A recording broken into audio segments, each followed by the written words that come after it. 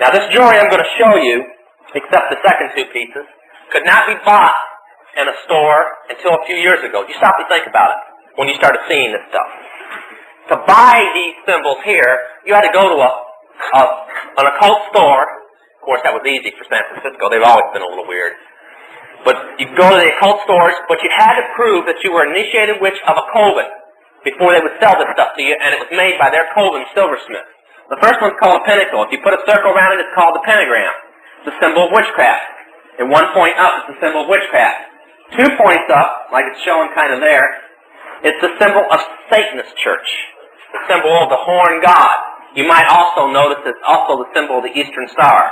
We were in San Francisco last night, and in the building that the Illuminati houses the Rothschild's private enforcer, Isaac Bonowitz. He's like a living computer. He's also one of the members of the council that I led. In the store down below, which sells many pieces of occult jewelry, they sell ladies' compacts with Eastern stars embedded in them, with all the little runes and so on. This is called the hexagram, not the Star of David. The Star of David is a name change on it. David was dead and buried when that star was created by a son that had backslid and went into demonic worship. Solomon would seal his documents of war and his occult documents with that thing. They call it the Crest of Solomon or the hexagram. And that's where the word to hex or to cast an evil spell came from. Witches, when they conjure demons, they call the demons up to talk to them in person. This star must be drawn on the floor for the demon to arrive in, or it won't appear. Now that gives you an idea. It's the most evil sign in the occult world. This symbol, in various forms, means that you're an initiated witch of witchcraft. And if you'll watch television, well, I'm sure you do. If you watch television, you'll notice that many of the television stars are now wearing this symbol openly. Why not? Christians don't know what it means. You also notice it was a sign of the Shriners, too. This one up above is being sold. Oh, well, this one. Oh, well. Somehow, there we go. Maybe that. I don't think it's going to work. There we go. There, we got it worked out. The first one's called the Ankh. They call it the Cross of Life now. It's selling it in Christian bookstores and so on. The Cross of Life, or the Ankh, comes from Egypt. It means that you're a worshiper of Ra, the sun god. That's the Egyptian name for Lucifer. So it means that you worship Lucifer. It means that you despise virginity, that you're against virginity, that you practice orgies, and that you believe in reincarnation. That means that you don't believe in heaven or hell, that when you die you're going to come back again, and the Word of God is a lie because it says you'll live once and then judgment. But they say no. The next is the broken cross, the peace sign. It didn't originate in Frisco or London during the peace movement. It's been around a long time. We've heard a lot of cracks about it, you know, the footprint of American chicken and all this type of thing. This is what it is. When a person wants to become a member of witchcraft, and they come from a Christian background, I didn't have to take this initiation because I was born into witchcraft. They're given a cross made out of ceramic clay, baked clay, and it's turned upside down, and they take the crossbars and they break it, forcing the crossbars down and break the crossbars off. And they throw the pieces to the floor and shatter it. And the priest or priestess, whoever's doing the initiation, then announces, "You are free from the bondage of the Christian church, and because of this act, you shall have peace evermore." Thus, the peace sign. It's called the broken cross.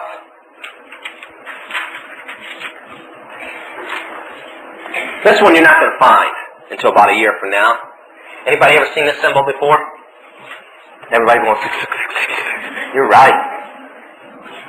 666. It's 3 overlapping sixes.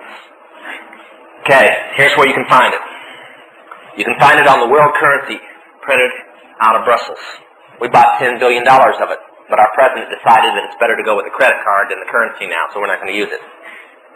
You'll find it in clothing and shoes made in the common market countries, in the labels of the clothing. More recent, about a year ago, it was on national television, when the President of the United States, the peanut eater from Georgia,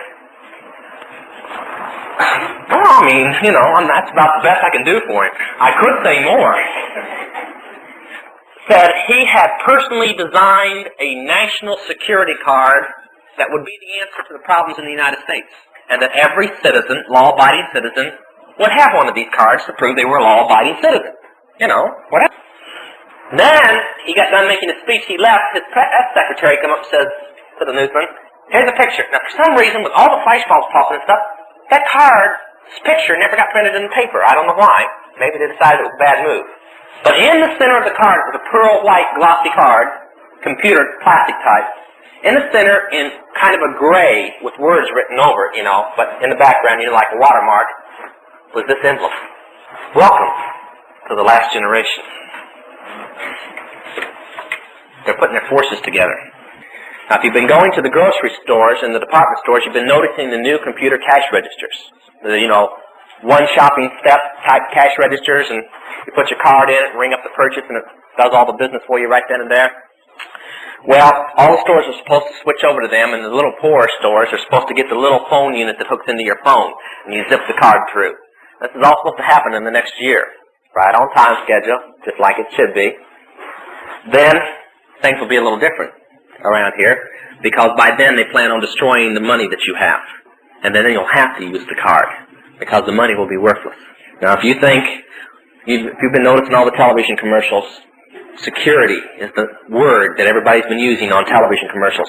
Prepare for the future, pack up for security this and security that. And then they're going to turn around and they're going to wipe your security off the face of the man. I'm going to destroy that microphone before it's over. Now, if I'm stepping on your little safe world, I'm sorry. I'm trying to tell you something in advance. And I'm going to give you a reading list so you don't think I'm the only nut in the world. The first book is None Dare Call Conspiracy. I'm going to give these quick and then I'll take a few questions. We've got a few minutes and that's it. The next is the Rockefeller Files. And the last one is Jimmy Carter, Jimmy Carter. Now, those can be found in most bookstores. They're by Gary Allen. But I recommend one that you find in the Christian bookstore. It's called The Day the Dollar Dies. You might decide to invest the financial money that you're saving in your savings account that'll be worthless before this year is out in the work of God. I'm serious, it'll be worthless before this year is out. This time next year, the time schedule they have, I'll give you a few events. I'm not prophesying, I'm giving you physical knowledge. You may think I'm crazy. They thought I was crazy back in 1972 when I said we were going to have a fuel shortage. They thought I was crazy back in 1973 when I said watch for the coal mines to close. So you may think I'm crazy, but next year when it's all happening, at least I told you in advance. You got a little bit of warning. There'll be 10 million people out of work this time next year. Now that's when our welfare system, unemployment system, and social security system goes collapse because it won't be able to handle that many people out of work. And you may want to go home and pray and ask yourself what this country's going to be like with 10 million people not eating and not having any money. And then you may want to pray that a lot of souls get won and Jesus comes quickly. I know I'm going to. Okay, I'll take some questions and answers.